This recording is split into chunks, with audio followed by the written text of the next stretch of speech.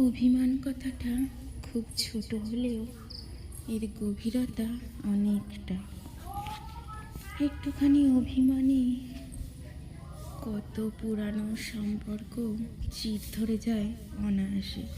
দুটো মানুষ আলাদা হয়ে যায় খুবই তাড়াতাড়ি।